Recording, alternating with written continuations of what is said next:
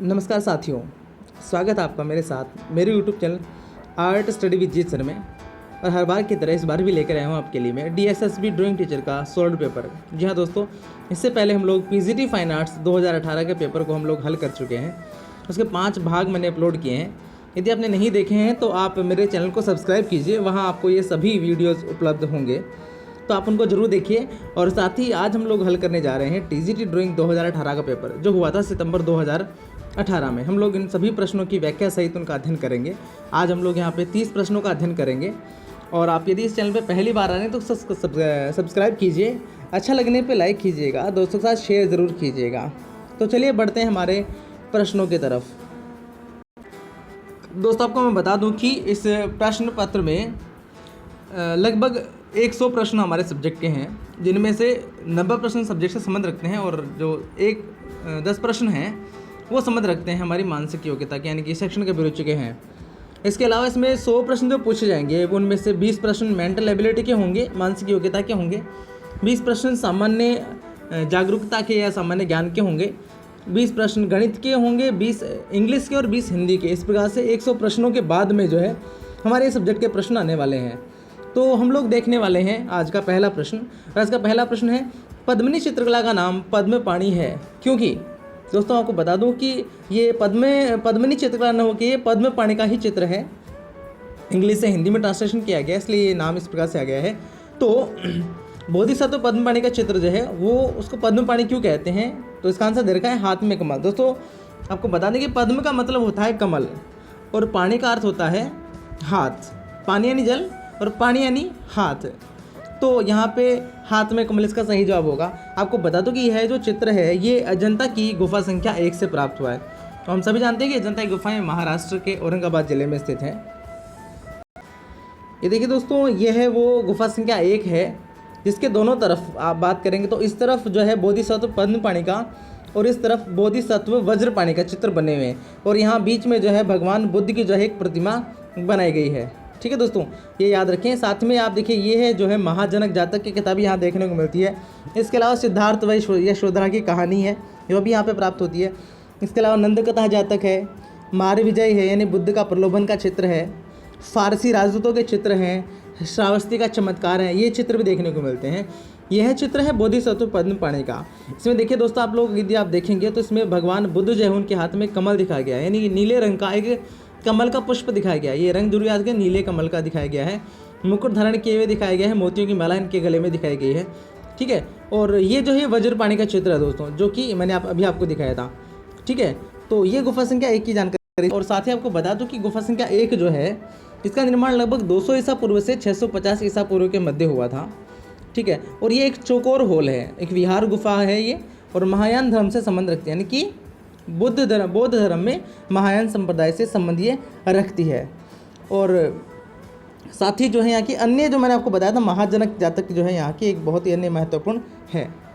इसके अलावा भारत सरकार द्वारा जो है यानी कि डाक विभाग द्वारा यहाँ के एक चित्र पर आधारित एक 3 पैसे का डाक टिकट भी जारी किया गया था, जो आप देख पा रहे हैं। ये कुछ अन्य चित्र हैं यहाँ के। छत पे भी इस प्रकार से चित्रकारी की गई है। ये फारसी राजदूतों का चित्र है, इसमें इनके पोशाक जो है वो उस प्रकार से बनाई गई है। ये देखिए वज्रपाणि का चित्र है ये। इस प्रकार से बुद्ध के और भी अन्य रूप यहाँ पे दर्शाए गए हैं। चलिए बढ़ते हैं हमारे अगले प्रश्न की तरफ।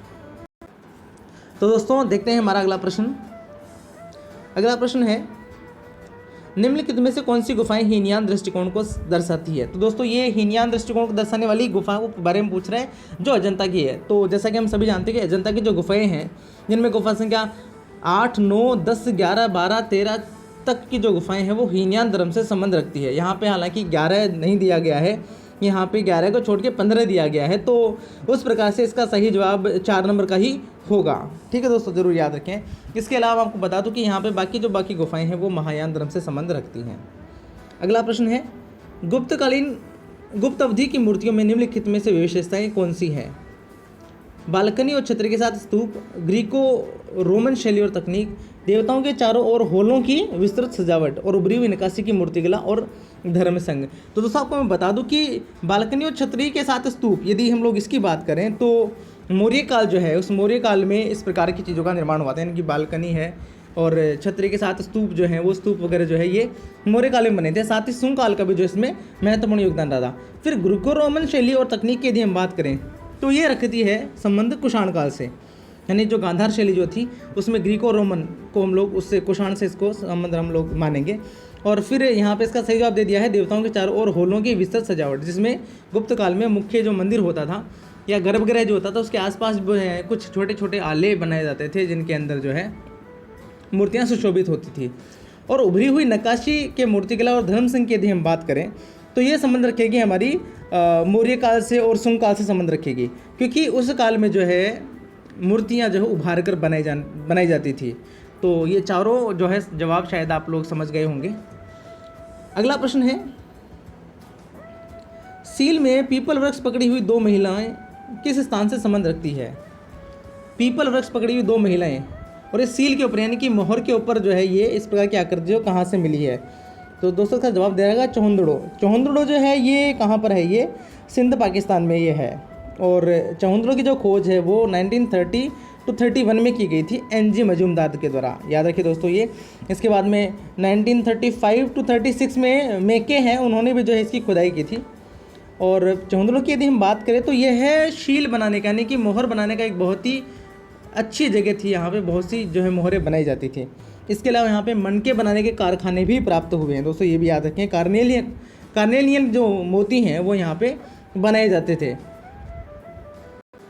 तो दोस्तों देख पा रहे हैं आप ये वाला जो क्षेत्र है ये सिंधु घाटी सभ्यता का क्षेत्र आता था। इसके अंदर आप सभी देख पा रहे हैं कि यहाँ पे हड़प्पा है, महेंद्रगढ़, मोहनजोदाड़ो है, चौहंदड़ो है, लोथल है, राखीगढ़ी है, ये सारे क्षेत्र यहाँ पे हुआ करते थे। और ये जो बात कर रहे हैं चौहंदड़ो में पीपल वृक्ष पकड़े हुए, तो हालांकि इसकी कोई विशेष जानकारी हमें नहीं मिली है, लेकिन ये कुछ नागों की हमें मोहरें जो है वो प्राप्त होती है चौहंदड़ो से, जो आप देख पा रहे हैं। जिसके अंदर दो महिलाएं जो हैं, ये वाली जो है एक मोहर, इसके अंदर दो महिलाओं को इस प्रकार से बैठे हुए दिखाया गया है। तो संभवतः यही जो है सील या मोहर है ये पीपल वृक्ष पकड़े हुए दो महिलाओं को शायद इंगित करती है। इसके अलावा यहाँ पे नाग जो है वो बनाए गए, देखिए इनको नागों की मोहरें भी कहा जाता है, ठीक है। इसके अलावा देखिए ये कुछ अन्य क्षेत्र आप दोस्तों याद रखिएगा यहाँ पे, इसमें आप लोग देख पा रहे हैं यहाँ पे राखीगढ़ी है, मिथातल है, बनावली है, यहाँ कालीबंगा राजस्थान में है, गवरीवाला है, कोट दीजी है, चौहंदड़ो है, यहाँ पे धोलावीरा है और रंगपुर लोथल, ठीक है दोस्तों। ये हमें याद रखनी है क्योंकि बार बार एग्जाम से पूछी जाती है। मोहनजोदड़ो जो सिंध नदी में है, सतलज नदी रावी है, ठीक है। तो चलिए बढ़ते हैं हम लोग अगले प्रश्न की तरफ। हालांकि दोस्तों यहाँ पे जो है बनावली का भी नाम दे रखा है। तो बनावली की यदि हम बात करें तो ये हिसार जिला हरियाणा में है और कालीबंगा के लगभग 120 किलोमीटर उत्तर पूर्व में स्थित है। यह एक नहरी सभ्यता थी, नगरीय सभ्यता थी बनावली। और साथ ही आपको बता दूं कि 1974 में जो है RS बिष्ट द्वारा जो है इसकी क्या की थी, इसकी खोज की गई थी। यहाँ पे वॉश बेसिन के भी कुछ अवशेष हमें मिलते हैं। और साथ ही यहाँ पे पूर्व हड़प्पा और हड़प्पा दोनों, पूर्व हड़प्पा और हड़प्पा दोनों जो सभ्यताएं हैं उनके अवशेष हमें यहाँ पे प्राप्त होते हैं। इसके अलावा अग्निवेदियाँ हैं, लाजवर्दी मणि है, तिल है, सरसों है और आदि के हमें अवशेष यहाँ पे मिलते हैं। जबकि लोथल की यदि हम बात करें तो लोथल है, लोथल अहमदाबाद में है, अहमदाबाद जिला गुजरात में जो है खंबात की खाड़ी के पास भोगवा नदी के तट पे जो है ये लोथल सभ्यता है।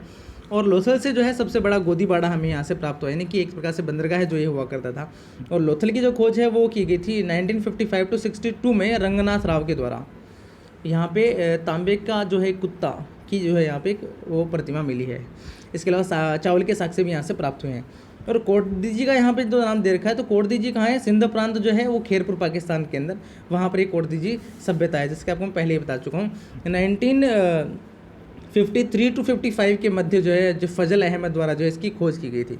यहाँ से कांस्य चूड़ियाँ मिली है, बाणों के आगे के जो हिस्से होते हैं बाणाग्र वो प्राप्त हुए हैं। और ये जो कोटदीजी है ये पूरा जो है नगर एक तरीके से सुरक्षात्मक दीवार से घिरा हुआ था। अगला प्रश्न है विहार गुफाओं का अर्थ है। तो बहुत ही सामान्य प्रश्न पूछा गया। विहार जो है ये चैत्य विहार जो होते हैं, चैत्य वो होते हैं जो पूजा ग्रह यानी प्रार्थना के लिए जो हॉल होते थे, पूजा ग्रह उनको कहते थे चैत्य। और निवास के लिए और अध्ययन के लिए जो स्थल होते थे उनको जो है विहार कहा जाता था। तो हमने थोड़ी देर पहले देखा था कि अजंता की जो गुफाएं हैं वो चैत्य और विहार दोनों हैं, तो जिनमें से हम लोगों ने अध्ययन किया था। अगला प्रश्न है पूर्वी भारत में शुंग साम्राज्य के संस्थापक और पहले शासक कौन थे? शुंग साम्राज्य की बात कर रहे हैं। शुंग साम्राज्य में तो यहाँ पे नाम दे रखा है वासुजयशत। ये वासुजयशत, हालांकि वासुजयशत ना हो के ये वासुदेव नाम है, वासुदेव कण्व। तो वासुदेव जो कण्व है, ये वासुदेव कण्व ने कण्व वंश की स्थापना की थी। 75 ईसा पूर्व के आसपास ने कण्व वंश की स्थापना की थी। शुंग वंश के अंतिम शासक देवभूति की हत्या करके वासुदेव कण्व ने कण्व वंश की स्थापना की थी। जबकि पुष्यमित्र का नाम आ रहा है, पुष्यमित्र शुंग जो है, ये पुष्यमित्र शुंग ने मौर्य वंश के अंतिम शासक जिनका नाम था बृहदरथ, उसकी हत्या करके पुष्यमित्र शुंग जो उसका सेनापति था, उसने शुंग वंश की क्या की थी, स्थापना की थी। और फिर नाम देखा है अशोक। तो अशोक किससे संबंध रखता है, ये भी मौर्य वंश से संबंध रखता है। यानी कि अशोक जो है वो क्या था, चंद्रगुप्त मौर्य का पुत्र था और बिंदुसार का पुत्र था। ठीक है।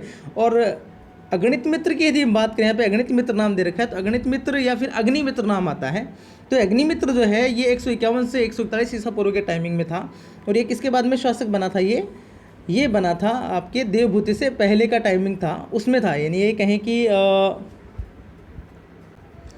यानी जो अग्निमित्र है ये पुष्यमित्र के बाद में शासक बना था, यानी कि ये भी शुंग काल का ही था।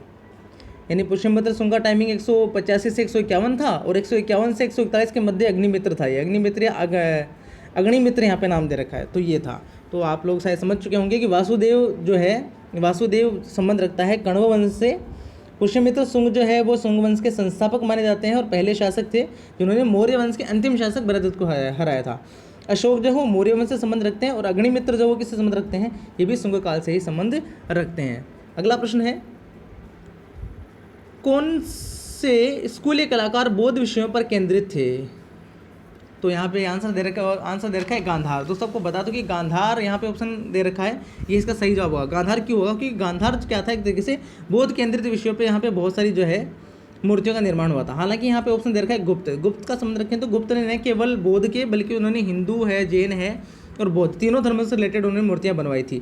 तो वो शासक थे। यहाँ पे स्कूल की बात कर रहे हैं, यानी कि एक शैली की बात कर रहे हैं, तो यहाँ पे गांधार शैली है। कुषाण की बात करें तो कुषाणों के समय गांधार ये मूर्तिकला का केंद्र था, प्रमुख था। और फिर देखा है मथुरा। तो मथुरा की बात करें तो मथुरा जो है ये 2री-3री शताब्दी से 12वीं सदी के मध्य जो है ये मथुरा क्या था, मूर्तिकला का केंद्र था।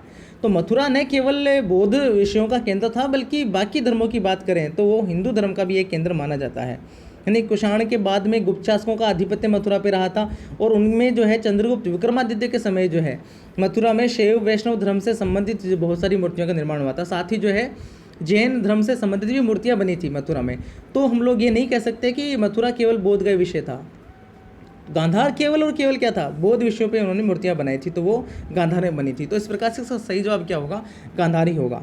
और दोस्तों आपको बता दो गुप्त काल जो है ये 275 से 550 ईस्वी का टाइमिंग जो है वो गुप्त काल का माना जाता है। जबकि कुषाण जो है वो तीसरी जो सदी है से लेके 375 ईस्वी के टाइमिंग में कुषाण थे। तो यहाँ पे बौद्ध विषय केंद्र की बात करें तो गांधार इसका सही जवाब होगा। अगला प्रश्न पूछा जा रहा है यहाँ पे, निम्नलिखित में से किस सम्राट ने धर्म व दर्शन पर अपने विचारों की व्याख्या करने के लिए पत्थर का उपयोग करना शुरू किया था। दोस्तों यहाँ पे शुरू करने की बात करें कि सबसे पहले किसने जो है वो शुरू किए थे, तो यहाँ पे इसका सही जवाब अशोक ही हो जाएगा। क्योंकि हो जाएगा दोस्तों अशोक क्या था, ये मौर्य वंश का एक संस्थापक था। जैसे कि मैंने आपको बताया था कि चंद्रगुप्त विक्रमादित्य के बाद में जो है बिंदुसार शासक बना था, उसके बाद में अशोक शासक बना था।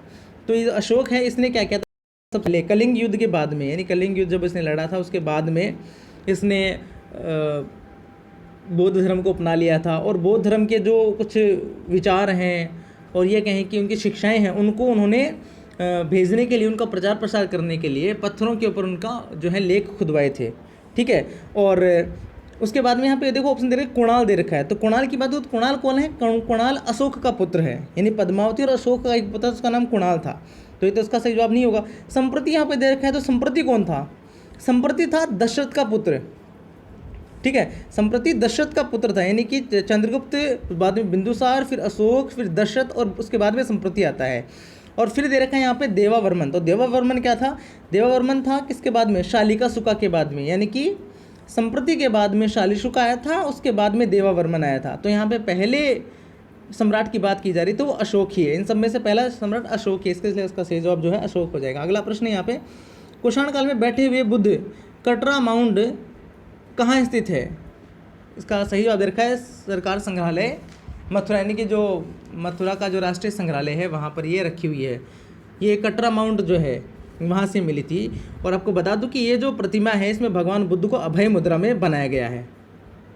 यह वो प्रतिमा है दोस्तों जिसके अंदर भगवान बुद्ध को जो है कुंडलीबद्ध बुद्ध भी कहा जाता है। देखिए इनके जो सिर के ऊपर जो जटाएं जो बांधी गई है वो कुंडलीबद्ध बांधी गई है। और इसमें जो पत्थर जो यूज़ किया गया है आप देख पा रहे हैं, लाल चीतीदार पत्थर जो यहाँ पे यूज़ किया गया है। आप देखिए इसमें चितियाँ हैं इस पत्थर के अंदर, ठीक है। और ये जो प्रतिमा है ये 2वीं सदी की है। ये देखिए इसमें भगवान बुद्ध को जो है अभय मुद्रा में दर्शाया गया है। और ये जो कुंडलित जो गुच्छ होते हैं उनको कपार्डिन के नाम से भी जानते हैं। दोस्तों याद रखें, कपार्डिन का तात्पर्य है कि बालों का कुंडलित गुच्छ, उसको कपार्डिन भी कहते हैं। बढ़ते हैं अगले प्रश्न की तरफ। निम्नलिखित में से कौन सी सभ्यता आलमगीर में दिखाई देती है? तो इसका आंसर दे रहा है हड़प्पा। दोस्तों हड़प्पा जो सभ्यता थी, हड़प्पा मोहनजोदड़ो की सभ्यता, सिंधु घाटी सभ्यता के अंतर्गत ये क्षेत्र आते थे, जिसमें कालीबंगा है, चौहंदड़ो है, आलमगीर, ये इसके क्षेत्र थे। मेसोपोटामिया तो है एक अलग ही सभ्यता है, तो इसका तो कोई संबंध ही नहीं रखता है। जबकि यहाँ पे आलमगीर की बात करें तो आलमगीर मेरठ जिला मेरठ उत्तर प्रदेश में ये है। और इस स्थल को जो है परशुराम का खेड़ा भी कहा जाता है। यहाँ पे हड़प्पा 12 काल की ये है, और ये है किसमें? हिंडन नदी के किनारे है। दोस्तों याद रखिए कि आलमगीर है वो हिंडन नदी जो है, जो कि यमुना की सहायक नदी है, उसके ऊपर ये सभ्यता पनपी थी। और इसकी खोज की यदि हम बात करें तो 1958 to 59 में यज्ञदत्त शर्मा द्वारा इसकी खोज की गई थी।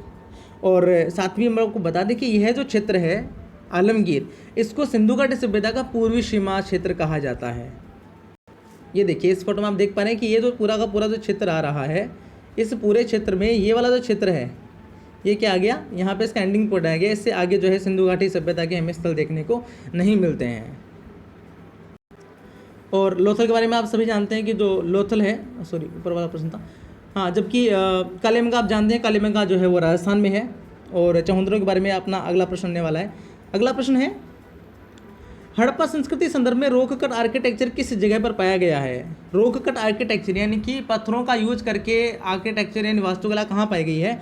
तो इसका सही जवाब देगा धोलावीरा। दोस्तों आपको बता दूं कि धोलावीरा जो है ये कहाँ पर है? खादिर बेट, भरूच के पास में एक जगह है जो कच्छ जिले में आती है, गुजरात में, वहाँ पर ये है। और धोलावीरा की बात करें तो इसका स्थानीय नाम कोटड़ा टिब्बा है। और इस धोलावीरा की खोज जो है वो किसने की थी? वो जेपी जोशी ने, यानी जगपति जोशी ने की थी 1968 to 68 में, 67 to 68 में। और इसका उत्खनन जो है वो RS बिष्ट द्वारा किया गया था 89 to 91 के बीच में। आपको बता दूं कि यहाँ पे जो अधिकतर जो घर मिले हैं वो पत्थरों से बने मिले हैं, यानी कि इमारतें पत्थरों से बनी हुई मिली है।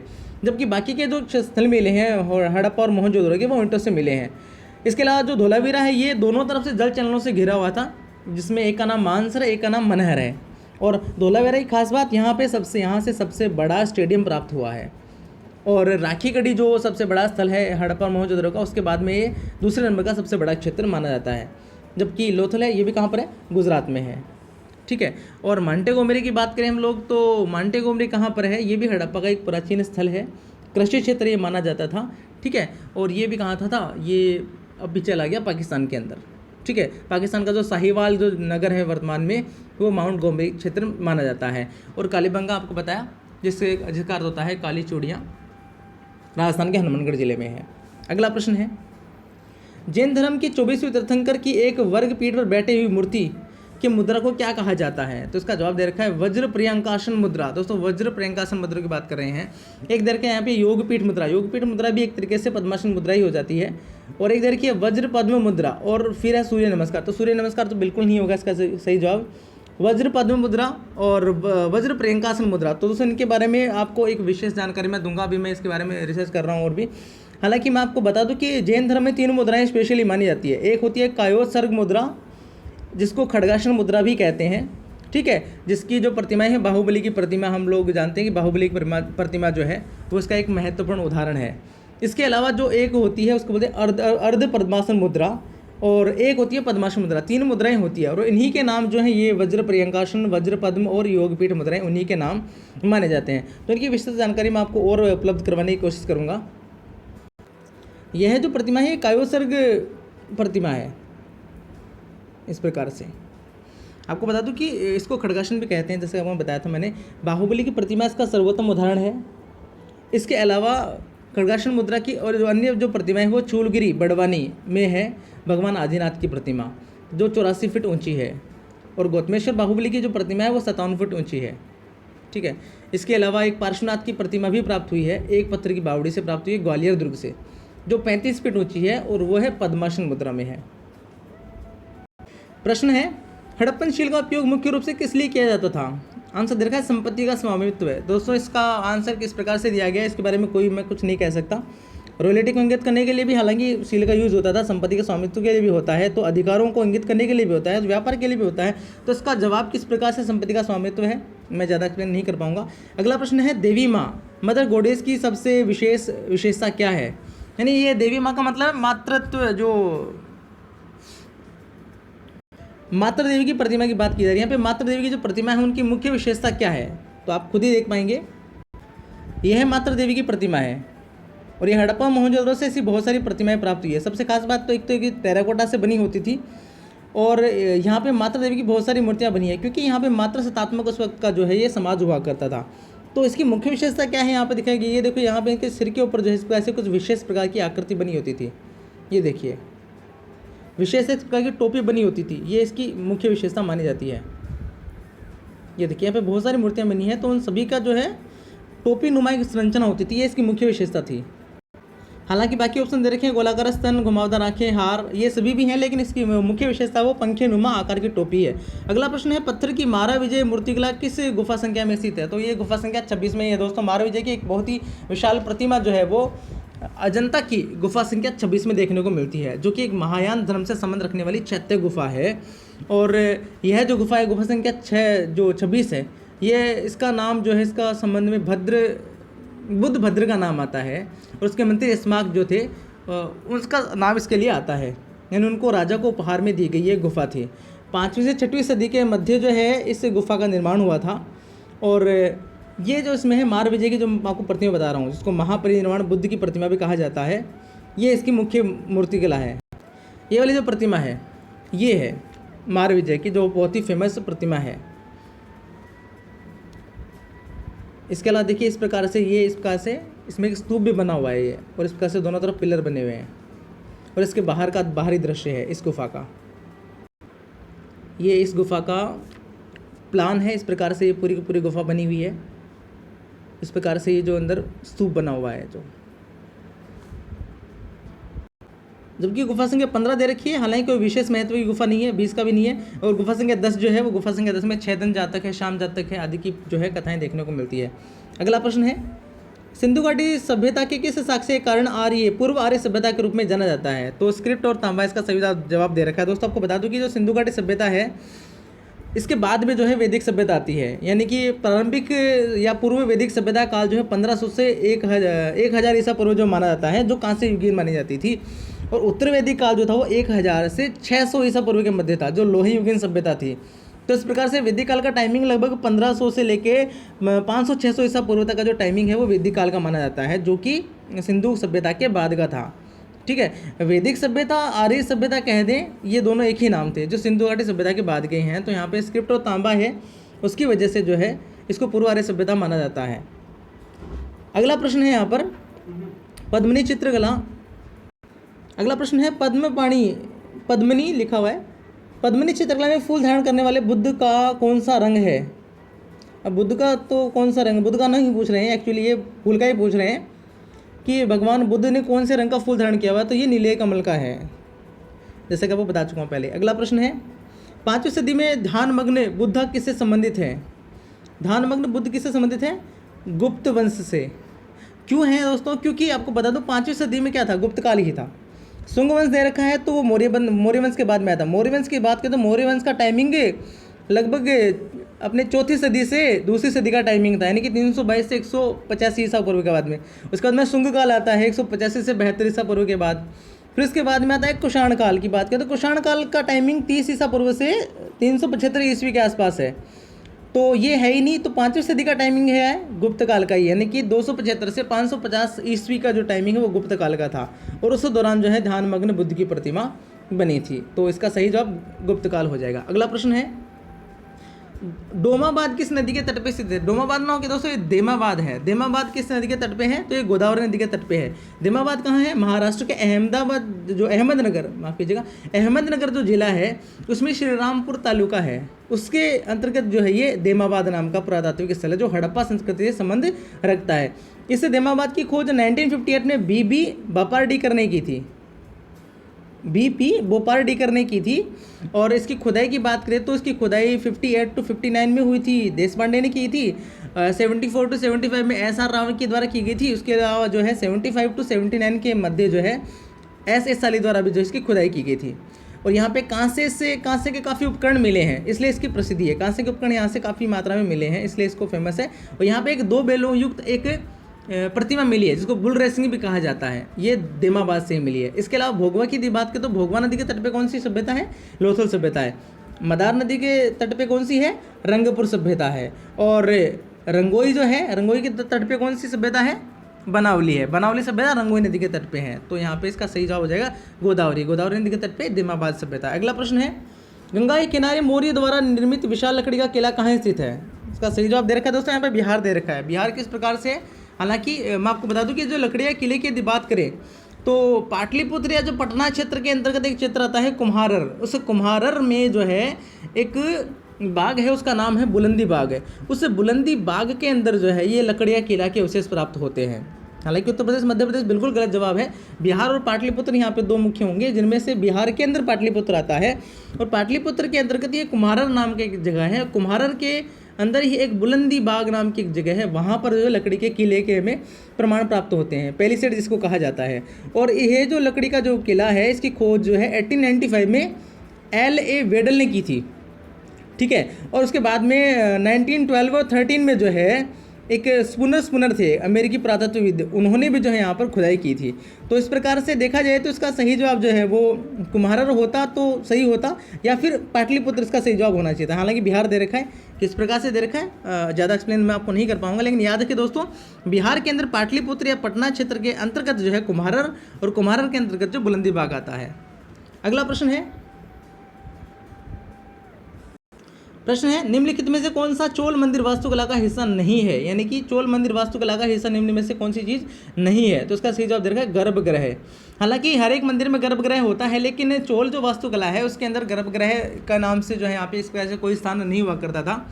उनमें से एक होता था कुदुस, यहाँ पे दे रखा है। तो कुदुस जो होता था, वो कुदुस क्या होता था कि 2 जो शेर होते थे, उनके सिर थे, उन सिर के ऊपर जो है एक प्रकार से पिलर्स जो हैं, पिलर्स के ऊपर वाला भाग जो है वहाँ पे 2 शेर हुआ करते थे, उनके ऊपर छत टिकी हुई होती थी, वो कुदुस होता था। देवाकुष्ठ की यदि हम बात करें तो देवाकुष्ठ क्या होता था? नाम से प्रतीत हो रहा है देवाकुष्ठ, देवों के कुष्ठ यानी कि छोटे छोटे कोष्ठक यानी कि आले, यानी कि जहाँ पे देवताओं की मूर्तियाँ जो रखी जाती थी उनको कहते थे देवाकुष्ठ, ठीक है। और निच की बात करें तो निच मतलब होता है आला, ये इंग्लिश का वर्ड दे रखा है निच। तो आला जो क्या होता है कि ये मंदिर के अंदर छोटे छोटे आले होते हैं, दीवारों के अंदर जो जगह होती है जहाँ पर क्या होती थी वो मूर्तियाँ रखते थे, तो ये नीच होता था, आला होता था। और उसके बाद में गर्भगृह, तो यहाँ पे गर्भगृह के नाम से यहाँ पे कोई भी जो है भाग जो चोल वास्तुकला में देखने को नहीं मिलता है। चोल वास्तुकला के अन्य यदि भागों की बात करते तो निच और आला है, देवाकुष्ठ आता है, पिलास्टर्स आते हैं। पिलास्टर्स यानी कि वे जो डिजाइन युक्त चौकोर जो पिलर्स होते थे जिनके ऊपर बहुत सारी मूर्तियां भी बनी होती थी, तो पिलास्टर्स आते थे। उसके अलावा कुंभ पंजर या कुष्ठपन नाम आता था, जो मूर्तियां रखने के लिए छोटे छोटे आले बनाए जाते थे, उनको कुंभ पंजर कहा जाता था। और कुदूस नाम आपको बताया मैंने। इसके अलावा जो है पौराणिक मोटिव्स होते थे, यानी कि पौराणिक मूल भाव लिए कुछ आकृतियाँ होती थी, ठीक है, जिसके ऊपर मकर जो होते थे, मगरमच्छ के साथ में कुछ योद्धाओं के सिर बनाए जाते थे। और फिर होता था एक टोरस। टोरस क्या होता था कि मंदिर की मूर्तियों के जो बेसमेंट का जो भाग है वहाँ पर एक गोल संरचना होती थी, उसको टोरस कहते थे। इसके अलावा एक यज्जी होता था, यज्जी या याजी नाम आता है, जो एक हाथी शेर घोड़े का एक मिक्सअप जानवर होता है, उसको यज्जी कहते थे। ये भी चोल वास्तुकला का भाग था। इसके अलावा मंडप होते थे और परिवार देवता होते थे, जिसमें मतलब मुख्य मंदिर में जो प्रतिमा होती थी उसके अलावा कुछ और मूर्तियाँ बनाई जाती थी, उनको परिवार देवता कहा जाता था। तो इस प्रकार से जो है गर्भगृह का नाम चोल वास्तुकला में देखने को नहीं मिलता है। दोस्तों ये यज्जी होता था, जो लगभग हर एक साउथ इंडिया के टेम्पल्स में देखने को मिलता है।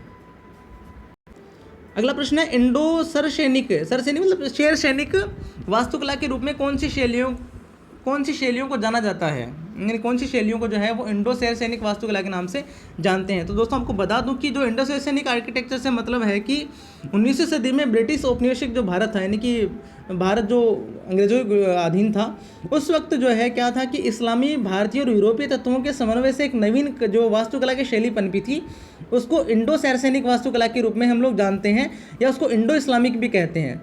इसके यदि दूसरे नामों की बात करें तो इस इंडो इस्लामिक को इंडो गोथिक वास्तुकला के नाम से भी जानते हैं, और हिंदी में कहें तो भारतीय अरबी शैली, सैरसैनिक से मतलब हम लोग कहेंगे भारतीय अरबी शैली कह देंगे, इंडो गोथिक वास्तुकला कह देंगे, या इंडो सैरसैनिक वास्तुकला कह देंगे, ये नाम आता है, जो 19वीं सदी के आसपास ब्रिटिश औपनिवेशिक भारत के अंदर पनपी थी। ठीक है, और इस इंडो सैरसैनिक वास्तुकला के कुछ उदाहरण जो है वो कौन कौन से हैं?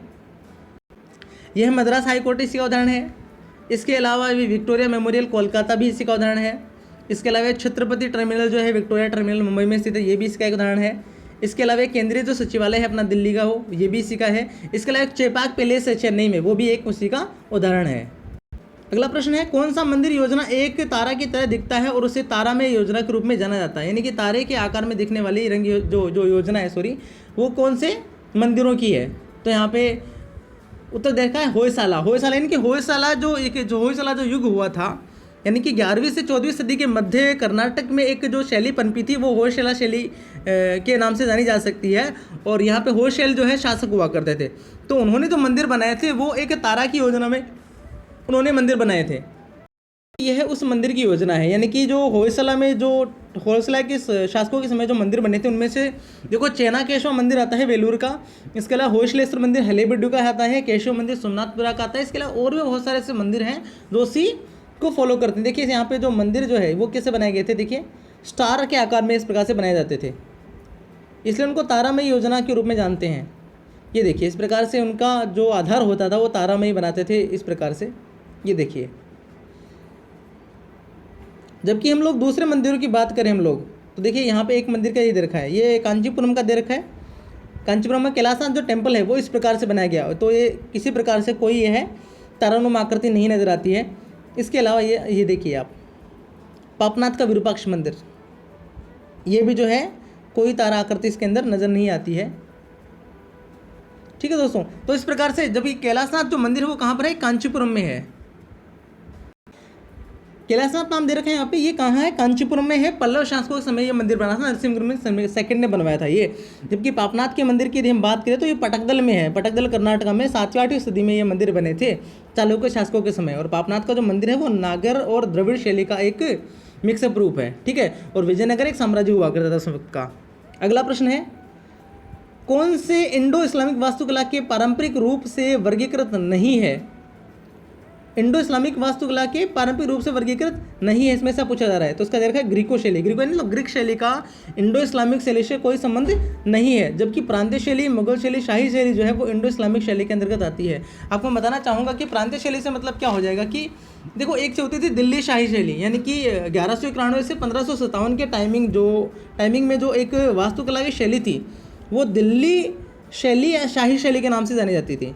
उसके बाद में एक प्रांतीय शैली थी, यानी कि अहमदाबाद है, जौनपुर है और दक्कन आदि के जो क्षेत्र होते थे, मांडू के ये सब के क्षेत्र जो होते थे, उसमें प्रांतीय शैली विकसित हुई थी। ठीक है, और मुगल शैली की बात करें तो 1526 से 1707 के मध्य जो इंडो इस्लामिक वास्तुकला की जो शैली थी वो कौन सी थी?